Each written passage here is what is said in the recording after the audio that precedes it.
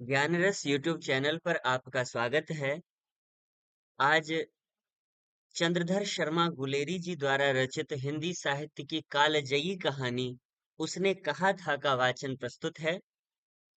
यह गुलेरी जी की अमर कहानियां नामक पुस्तक में है। यह श्रीकांत व्यास द्वारा संपादित और लिपि प्रकाशन से प्रकाशित है। ये कुछ आलोचनात्मक विवरण है जो हम व्याख्या के समय पढ़ेंगे। इस पुस्तक में ये 3 कहानियां गुलेरी जी की संकलित हैं। सुखमय जीवन, बुद्धू का कांटा और उसने कहा था। तो शुरू करते हैं कहानी।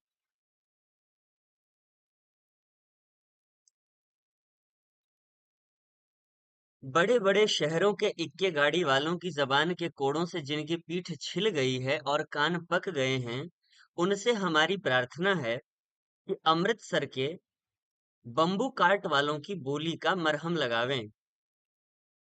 जब बड़े-बड़े शहरों की चौड़ी सड़कों पर घोड़े की पीठ को चाबुक से धुनते हुए इक्के वाले कभी घोड़े की नानी से अपना निकट संबंध स्थिर करते हैं, कभी राह चलते पैदलों को आंखों के न होने पर तरस खाते हैं, कभी उनके पैरों की अंगुलियों के पोरों को चीथ कर अपने ही को सताया हुआ बताते हैं और संसार भर की ग्लानि निराशा और क्षोभ के अवतार बने नाक की सीध चले जाते हैं।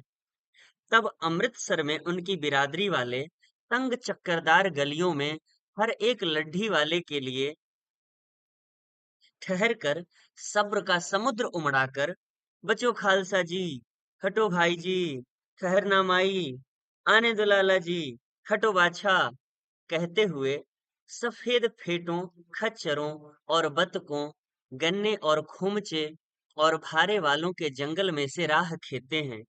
क्या मजाल है कि जी और साहब बिना सुने किसी को हटना पड़े।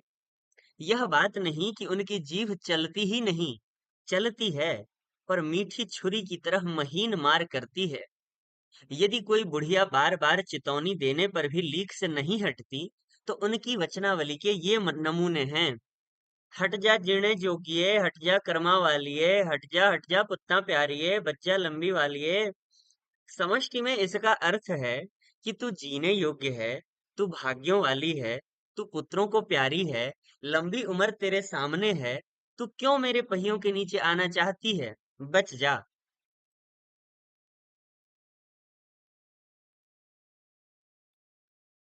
ऐसे बम्बू काट वालों के बीच में होकर एक लड़का और लड़की, बम्बू काट वाला, ये लड्ढी वाले का अर्थ है, यहाँ जैसा कि लिखा है गाड़ी वाला, और बादशाह का अर्थ है बादशाह।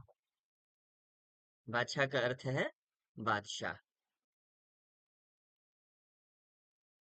ऐसे बम्बू काट वालों के बीच में होकर एक लड़का और लड़की चौक की दुकान पर आ मिले। उसके बालों और इसके ढीले सुथने से जान पड़ता था कि दोनों सिख हैं।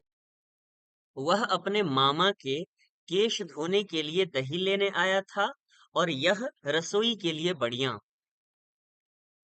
दुकानदार एक परदेशी से गुथ रहा था जो सेर भर गीले पापड़ों की गड्डी को गिने बिना हटता न था।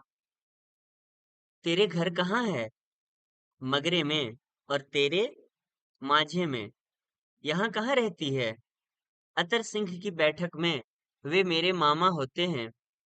मैं भी मामा के वहां आया हूँ। उनका घर गुरु बाजार में है।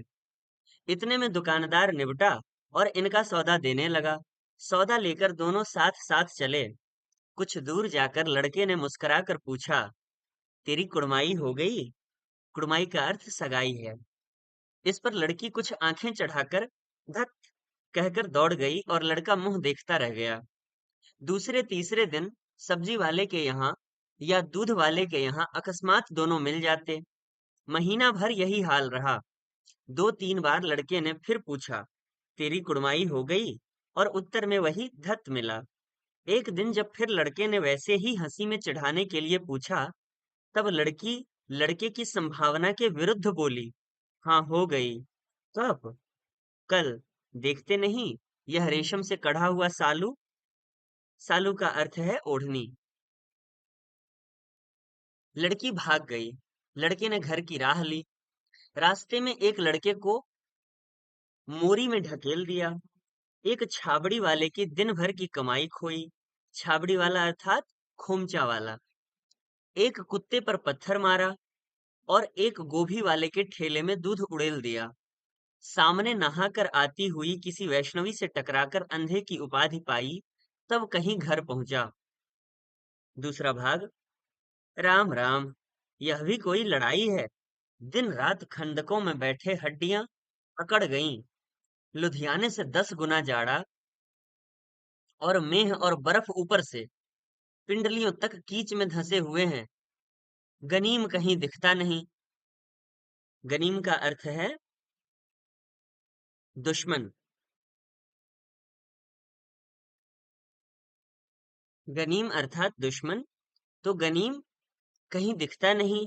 घंटे 2 घंटे में कान के पर्दे फाड़ने वाले धमाके के साथ सारी खंदक हिल जाती है और 100-100 गज धरती उछल पड़ती है।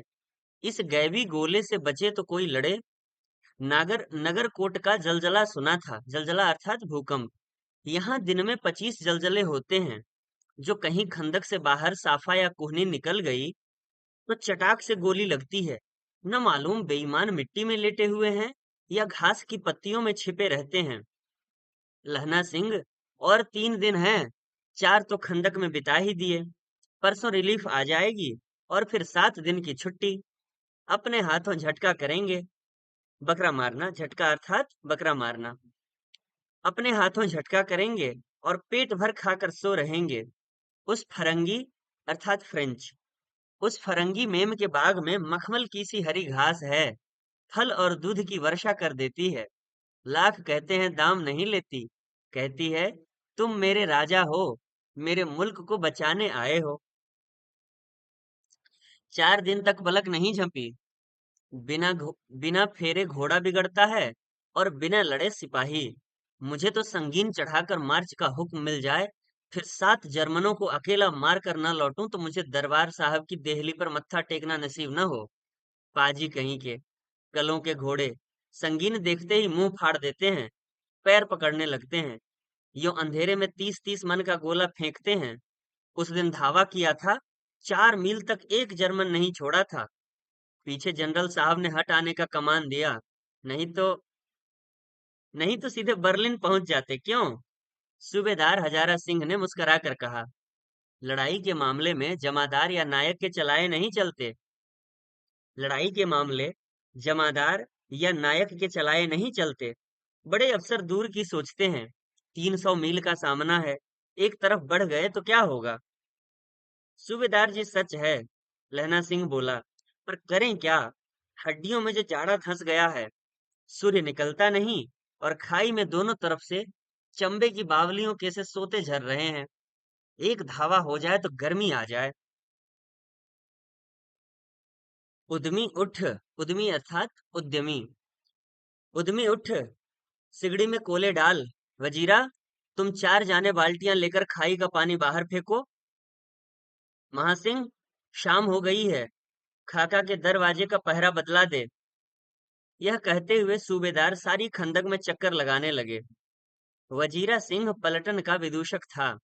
बाल्टी में गंदला पानी भरकर खाई के बाहर फेंकता हुआ बोला, मैं पाधा बन गया हूँ। पाधा अर्थात पुरोहित। मैं पाधा बन गया हूँ।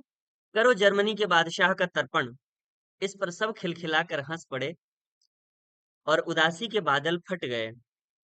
लहना सिंह ने दूसरी बाल्टी भरकर उसके हाथ में देकर कहा, अपनी बाड़ी के खरबूजों में पानी दो।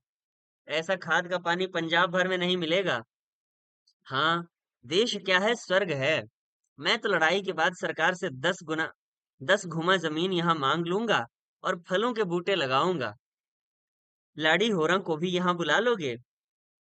लाड़ी होरा स्त्रियों के लिए आदर सूचक शब्द है। लाड़ी होरा को भी यहाँ बुला लोगे? या वही दूध पिलाने वाली फरंगी मेम? चुप कर, यहाँ वालों को शर्म नहीं। देश देश की चाल है। आज तक मैं उसे समझा न सका कि सिख तंबाकू नहीं पीते। वह सिगरेट देने में हठ करती है, ओंठों में लगाना चाहती है, और मैं पीछे हटता हूं तो समझती है कि राजा बुरा मान गया, अब मेरे मुल्क के लिए लड़ेगा नहीं। अच्छा, अब बोधा सिंह कैसा है? अच्छा है, जैसे मैं जानता ही न हूँ। रात भर तुम अपने दोनों कंबल उसे उड़ाते हो और आप सिगड़ी के सहारे गुजर करते हो। सिगड़ी अर्थात अंगीठी।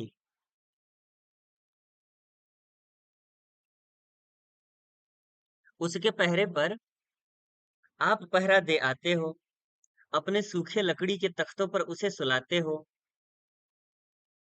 आप कीचड़ में पड़े रहते हो, कहीं तुम न मांदे पड़ जाना। जाड़ा क्या है, मौत है। और निमोनिया से मरने वालों को मुरब्बे नहीं मिला करते। मुरब्बे का अर्थ यहाँ दिया हुआ है, नई नहरों के पास वर्ग भूमि। तो निमोनिया से मरने वालों को मुरब्बे नहीं मिला करते। मेरा डर मत करो, मैं तो बुलेल की खड्ड के किनारे मरूंगा। ये मरूंगा है। मैं तो बुलेल की खड्ड के किनारे मरूंगा। भाई कीरत सिंह की गोदी पर मेरा सिर होगा और हाथ के लगाए हुए आंगन के आम के पेड़ की छाया होगी। वजीरा सिंह ने त्योरी चढ़ाकर कहा, क्या मरने मराने की बात लगाई है? मरे जर्मनी और तुर्क। हाँ भाइयों, कुछ गाओ। हाँ, कैसे? ये गीत है जो वे लोग गाते हैं।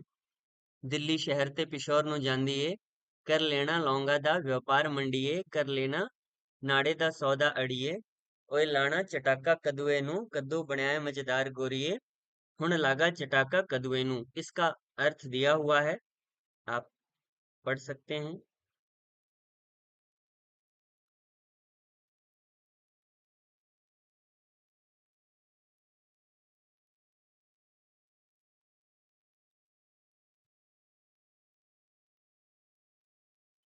कौन जानता था कि दाढ़ियों वाले घरबारी सिख ऐसा लुच्चे का गीत गाएंगे। पर सारी खंदक गीत से गूंज उठी और सिपाही फिर ताजे हो गए, मानो 4 दिन से सोते और मौज ही करते रहे हों। तीसरा भाग। दोपहर रात गई है, अंधेरा है, सन्नाटा छाया हुआ है। बोधा सिंह खाली बिस्किटों के 3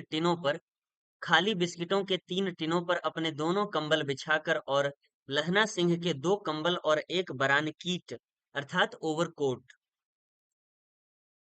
ओढ़कर सो रहा है। लहना सिंह पहरे पर खड़ा हुआ है, एक आंख खाई के मुंह पर है और एक बोधा सिंह के दुबले शरीर पर। बोधा सिंह कराहा।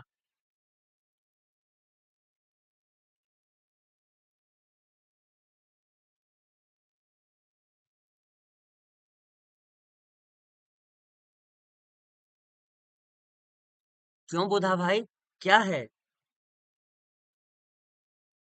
पानी पिला दो। लहना सिंह ने कटोरा उसके मुंह से लगाकर पूछा।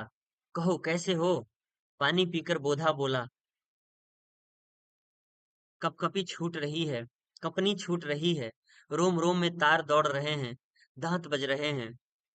अच्छा, मेरी जर्सी पहन लो। और तुम? मेरे पास सिगड़ी है और मुझे गर्मी लगती है, पसीना आ रहा है। ना, मैं नहीं पहनता। 4 दिन से तुम मेरे लिए। हाँ, याद आई। मेरे पास दूसरी गर्म जर्सी है, आज सवेरे ही आई है। विलायत में मेमे बुन कर भेज रही हैं, गुरु उनका भला करें। यूं कहकर लहना अपना कोट उतारकर जर्सी उतारने लगा। सच कहते हो और नहीं झूठ? यूं कहकर ना ही करते बोधा को उसने जबरदस्ती जर्सी पहना दी और आप खाकी कोट और जीन का कुर्ता भर पहनकर पहरे पर आ खड़ा हुआ। मेम की जर्सी की कथा केवल कथा थी। आधा घंटा बीता, इतने में खाई के मुंह से आवाज आई। सूबेदार हजारा सिंह। कौन? लेफ्टन साहब, हुकुम हुजूर। कहकर सूबेदार तनकर फौजी सलाम करके सामने खड़ा हुआ। देखो, इसी दम धावा करना होगा। मील भर की दूरी पर पूरब के कोने में एक जर्मन खाई है, उसमें 50 से ज्यादा जर्मन नहीं है। इन पेड़ों के नीचे नीचे नीचे 2 खेत काट कर रास्ता है, 3 4 घुमाव हैं। जहां मोड़ है वहां 15 जवान खड़े कर आया हूं। तुम यहाँ 10 आदमी छोड़कर सबको साथ ले उनसे जा मिलो। खंदक छीनकर वहीं जब तक दूसरा हुक्म न मिले डटे रहो। हम यहाँ रहेगा। जो हुक्म। चुपचाप सब तैयार हो गए। बोधा भी कंबल उतार कर चलने लगा। तब लहना सिंह ने उसे रोका। लहना सिंह आगे हुआ तो बोधा के बाप सूबेदार ने उंगली से बोधा की ओर इशारा किया। लहना सिंह समझकर चुप हो गया। पीछे 10 आदमी कौन रहे, इस पर बड़ी हुज्जत हुई। कोई रहना न चाहता था। समझा बुझाकर सूबेदार ने मार्च किया। लपटन साहब लहना की सिगड़ी के पास मुंह फेर कर खड़े हो गए और जेब से सिगरेट निकालकर सुलगाने लगे। 10 मिनट बाद उन्होंने लहना की ओर हाथ बढ़ाकर कहा, लो तुम भी पियो। आंख मारते मारते लहना सिंह सब समझ गया। मुंह का भाव छिपा कर बोला, लाओ साहब। आंख हाथ आगे करते ही सिगड़ी के उजाले में साहब का मुंह देखा, बाल देखे, तब उसका माथा ठनका। लपटन साहब के पट्टियों वाले बाल एक दिन में कहाँ उड़ गए और उनकी जगह कैदियों से कटे हुए बाल कहाँ से आ गए। शायद शराब पिए हुए हैं और उन्हें बाल कटवाने का मौका मिल गया है। लहना सिंह ने जांचना चाहा। लपटन साहब 5 वर्ष से उसकी रेजिमेंट में थे। क्यों साहब, हम लोग हिंदुस्तान कब जाएंगे? लड़ाई खत्म होने पर। क्यों, क्या यह देश पसंद नहीं? नहीं साहब, शिकार के वे मजे यहाँ कहाँ। याद है, पार साल नकली लड़ाई के पीछे हम आप जगाधरी के जिले में शिकार करने गए थे। हाँ हाँ, वहीं। जब आप खोते पर सवार थे और आपका खानसामा अब्दुल्ला रास्ते के एक मंदिर में जल चढ़ाने को रह गया था। खोते का अर्थ गधा है। बेशक, पाजी कहीं का। सामने से वह नील गाय ऐसी निकली कि ऐसी बड़ी मैंने कभी न देखी थी। और आपकी एक गोली कंधे में लगी और पुट्ठे में निकली। ऐसे अफसर के साथ शिकार खेलने में मजा है। क्यों साहब, शिमले से तैयार होकर उस नील गाय का सिर आ गया था ना? आपने कहा था कि रेजिमेंट की मेज में लगाएंगे। हो, पर मैंने वह विलायत भेज दिया। ऐसे बड़े बड़े सींग, 2-2 फुट के तो होंगे। हाँ, लहना सिंह। हाँ लहना सिंह, 2 फुट 4 इंच के थे। तुमने सिगरेट नहीं पिया? पीता हूँ साहब, दिया सलाई ले आता हूँ। कहकर लहना सिंह खंदक में घुसा। अब उसे संदेह नहीं रहा था और उसने झटपट निश्चय कर लिया था कि क्या करना चाहिए। अंधेरे में किसी सोने वाले से वह टकराया। कौन, वजीरा सिंह? हाँ, क्यों लहना, क्या कयामत आ गई? जरा तो आंख लगने दी होती। चौथा भाग। होश में आओ, कयामत आई है और लपटन साहब की वर्दी पहन कर आई है। क्या? लप्टन साहब या तो मारे गए हैं या कैद हो गए हैं। उनकी वर्दी पहनकर यह कोई जर्मन आया है। सूबेदार ने इसका मुंह नहीं देखा, मैंने देखा है और बातें की है। सोहरा, सोहरा का अर्थ है सुसरा। गाली। सोहरा साफ उर्दू बोलता है, पर किताबी उर्दू, और मुझे पीने को सिगरेट दिया है। तो अब मारे गए। धोखा है। सूबेदार कीचड़ में चक्कर काटते फिरेंगे और यहाँ खाई पर धावा होगा। उधर उन पर खुले में धावा होगा। उठो, एक काम करो, पलटन में पैरों के निशान देखते देखते दौड़ जाओ। अभी बहुत दूर न गए होंगे। सूबेदार से कहो कि एकदम लौट आवें। खंदक की बात झूठ है। चले जाओ, खंदक के पीछे से ही निकल आओ। निकल जाओ, पत्ता तक न घुड़के, पत्ता तक न खुड़के। देर मत करो। हुक्म तो यह है कि यहीं ऐसी तैसी हुक्म की। मेरा हुक्म, जमादार लहना सिंह जो इस वक्त यहाँ सबसे बड़ा अफसर है, उसका हुक्म है। मैं लप्टन साहब की खबर लेता हूँ। पर यहाँ तो तुम 8 ही हो। 8 नहीं, 10 लाख। एक एक अकालिया सिख 1.25 लाख के बराबर होते हैं। चले जाओ। लौटकर खाई के मुहाने पर लहना सिंह दीवार से चिपक गया। उसने देखा कि लपटन साहब ने जेब से बेल के बराबर 3 गोले निकाले। तीनों को जगह जगह खंदक की दीवारों में घुसेड़ दिया और तीनों में एक तार सा बांध दिया। तार के आगे सूत की एक गुत्थी थी, जिसे सिगड़ी के पास रखा। बाहर की तरफ जाकर एक दिया सलाई जलाकर गुत्थी पर रखने ही वाला था कि बिजली की तरह दोनों हाथों से उल्टी बंदूक को उठाकर लहना सिंह ने साहब की कुहनी पर तान कर दे मारा। धमाके के साथ साहब के हाथ से दिया सलाई गिर पड़ी। लहना सिंह ने एक कुंदा साहब की गर्दन पर मारा और साहब आंख मीन गॉट कहते हुए चित्त हो गए। हाय मेरे राम! इसका आशय है। कहते हुए चित्त हो गए, आंख मीन गॉट।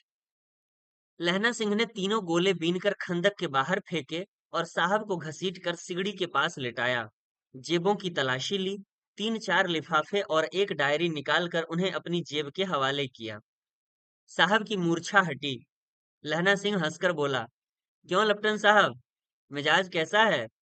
आज मैंने बहुत बातें सीखी। यह सीखा कि सिख सिगरेट पीते हैं। यह सीखा कि जगाधरी के जिले में नीलगाय होती हैं और उनके 2 फुट 4 इंच के सींग होते हैं।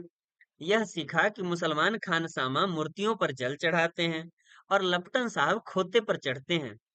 पर ये तो कहो, ऐसी साफ उर्दू कहाँ से सीखा है? हमारे लपटन साहब तो बिना डैम के 5 लफ्ज भी नहीं बोला करते थे। लहना ने पतलून की जेबों की तलाशी नहीं ली थी। साहब ने मानो जाड़े से बचाने के लिए दोनों हाथ जेबों में डाले। लहना सिंह कहता गया, चालाक तो बड़े हो, पर माझे का लहना इतने बरस लपटन साहब के साथ रहा है, उसे चकमा देने के लिए 4 आंखें चाहिए। 3 महीने हुए, एक तुर्की मौलवी मेरे गांव में आया था। औरतों को बच्चे होने की तावीज बांटता था और बच्चों को दवाई देता था। चौधरी के बड़ के नीचे मंजा बिछाकर हुक्का पीता रहता था। कहता था कि जर्मनी वाले बड़े पंडित हैं, वेद पढ़ पढ़ कर उसमें से विमान चलाने की विद्या सीख गए हैं। मंजा अर्थात खटिया। वेद पढ़ पढ़ कर उसमें से विमान चलाने की विद्या जान गए हैं। गौ को नहीं मारते, हिंदुस्तान में आ जाएंगे तो गो हत्या बंद कर देंगे। मंडी के बनियों को बहकाता था कि डाक खाने से रुपए निकाल लो, सरकार का राज्य जाने वाला है। डाक बाबू कोल्हू राम भी डर गया। मैंने मुल्ला जी की दाढ़ी मूछ मैंने मुल्ला जी की दाढ़ी मूड़ दी थी। दाढ़ी अर्थात दाढ़ी। मैंने मुल्ला जी की दाढ़ी मूड़ दी थी और गांव से बाहर निकाल कर कहा था कि जो मेरे गांव में अब पैर रखा तो साहब की जेब में से पिस्तौल चला और लहना की जांघ में गोली लगी। इधर लहना की हेनरी मार्टिनी के 2 फायरों ने साहब की कपाल क्रिया कर दी। धड़ाका सुनकर सब दौड़ आए। बोधा चिल्लाया, क्या है? लहना सिंह ने उसे यह कहकर सुला दिया कि एक हड़का हुआ कुत्ता आया था, मार दिया, और औरों से सब हाल कह दिया। बंदूकें लेकर सब तैयार हो गए। लहना ने साफा फाड़कर घाव के दोनों तरफ पट्टियां कस कर बांधी। घाव मांस में ही था। पट्टियों के कसने से लहू निकलना बंद हो गया। इतने में 70 जर्मन चिल्लाकर खाई में घुस पड़े।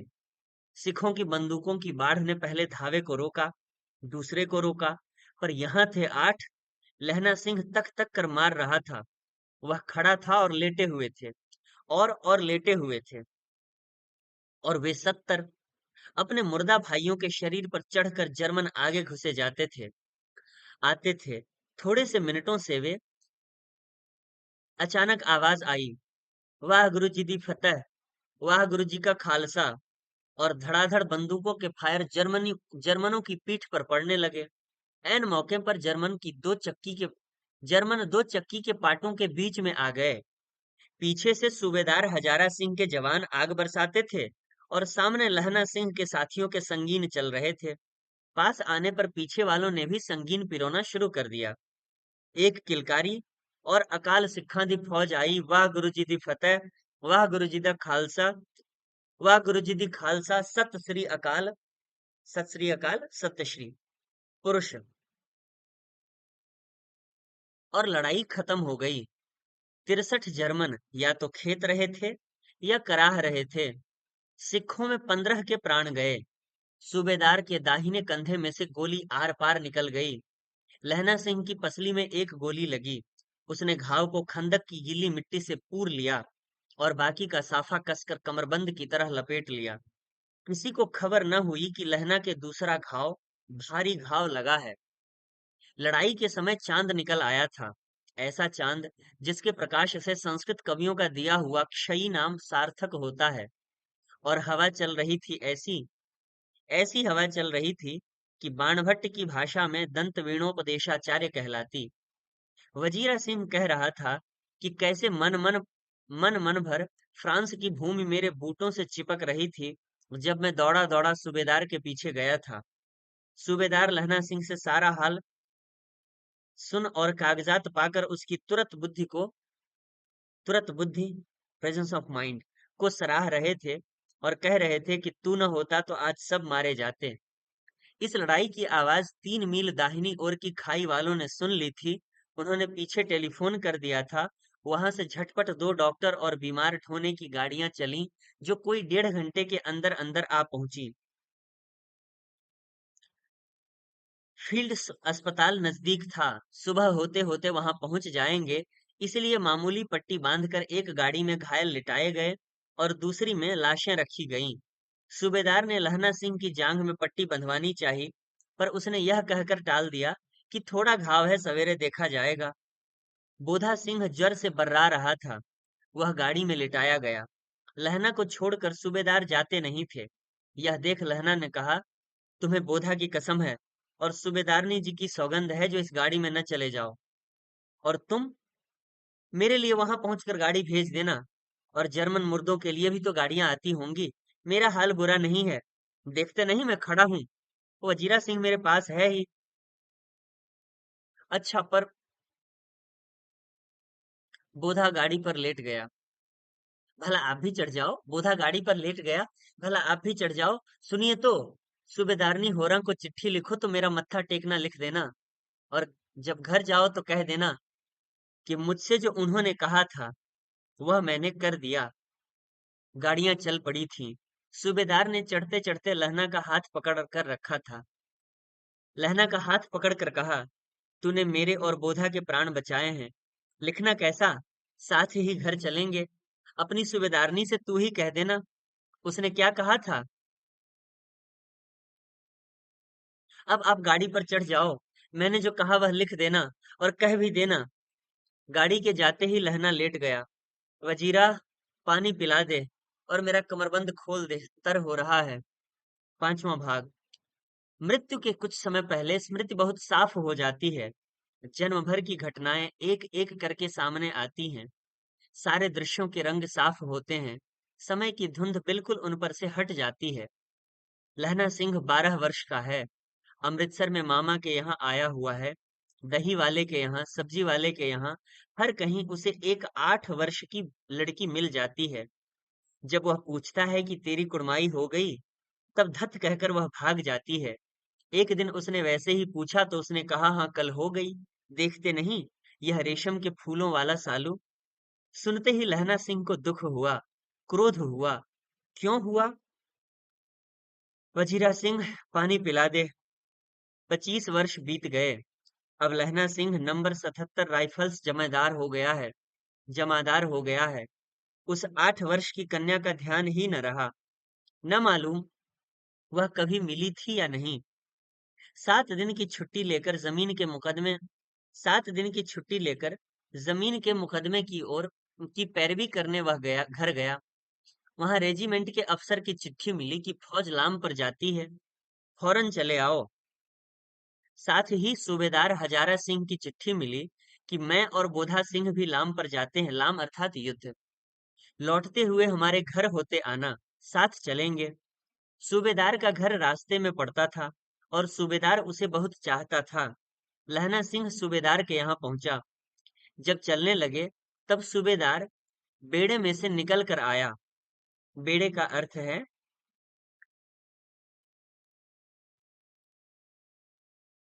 जनाने।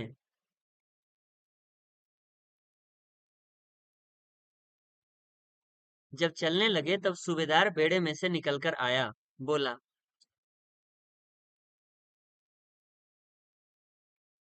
लहना, सूबेदारनी तुमको जानती हैं, बुलाती हैं। जा मिल आ। लहना सिंह भीतर पहुंचा। सूबेदारनी मुझे जानती हैं? कब से? रेजिमेंट के क्वार्टरों में तो कभी सूबेदार के घर के लोग रहे नहीं।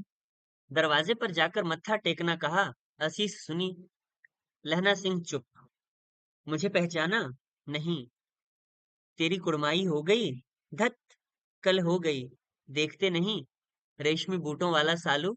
अमृतसर में घावों की टकराहट से मूर्छा खुली, करवट बदली, पसली का घाव बह निकला। वजीरा, पानी पिला। उसने कहा था, स्वप्न चल रहा है। सूबेदारनी कह रही है, मैंने तेरे को आते ही पहचान लिया। एक काम कहती हूँ, मेरे तो भाग फूट गए। सरकार ने बहादुरी का खिताब दिया है, पर सरकार ने हमारी तीमियों की घघरिया पलटन क्यों न बना दी, जो मैं भी सूबेदार जी के साथ चली जाती। तीमियों अर्थात स्त्रियों। एक बेटा है, फौज में भर्ती हुए उसे एक ही वर्ष हुआ। उसके पीछे चार और हुए, पर एक भी नहीं जिया। सूबेदारनी रोने लगी। अब दोनों जाते हैं, मेरे भाग। तुम्हें याद है, एक दिन टांगे वाले का घोड़ा दही वाले की दुकान के पास बिगड़ गया था। तुमने उस दिन मेरे प्राण बचाए थे। आप घोड़े की लातों में चले गए थे और मुझे उठाकर दुकान के तख्ते पर खड़ा कर दिया था। ऐसे ही इन दोनों को बचाना, यह मेरी भिक्षा है। तुम्हारे आगे मैं आंचल पसारती हूँ। रोती रोती सूबेदारनी ओबरी में चली गई। लहना भी आंसू पोंछता हुआ बाहर निकला। ओबरी अर्थात घर में अंदर की कोठरी, बैठक से भिन्न। वजीरा सिंह पानी पिला। उसने कहा था। लहना का सिर अपनी गोदी में पर रखे वजीरा सिंह बैठा है। जब मांगता है तब पानी पिला देता है। आधे घंटे तक लहना चुप रहा, फिर बोला, कौन? कीरत सिंह? वजीरा ने कुछ समझ कर कहा, हाँ भैया, मुझे और ऊंचा कर ले। अपने पट्ट जांघ पर मेरा सिर रख ले। वजीरा ने वैसा ही किया। हाँ, अब ठीक है। पानी पिला दे, बस। अब के हाड़ में यह आम खूब फलेगा। हाड़ अर्थात आषाढ़। अब के हाड़ में यह आम खूब फलेगा। चाचा भतीजा दोनों यहीं बैठकर आम खाना। जितना बड़ा तेरा भतीजा है, उतना ही यह आम है। जिस महीने उसका जन्म हुआ था, उसी महीने में मैंने इसे लगाया था। वजीरा सिंह के आंसू टपक टप टप टपक रहे थे। कुछ दिन पीछे लोगों ने अखबारों में पढ़ा, फ्रांस और बेल्जियम 68वीं सूची, मैदान में घावों से मरा। नंबर 77 सिख राइफल्स जमादार लहना सिंह। इस कहानी का प्रकाशन, प्रथम प्रकाशन, प्रथम सरस्वती पत्रिका में अक्टूबर 1915 के अंक में हुआ था। यह कहानी कैसी लगी और वाचन कैसा रहा? यदि मुझसे कोई भूल हुई हो तो अवश्य बताएं। फिर अगली किसी रचना के साथ मिलेंगे अगले वीडियो में। धन्यवाद।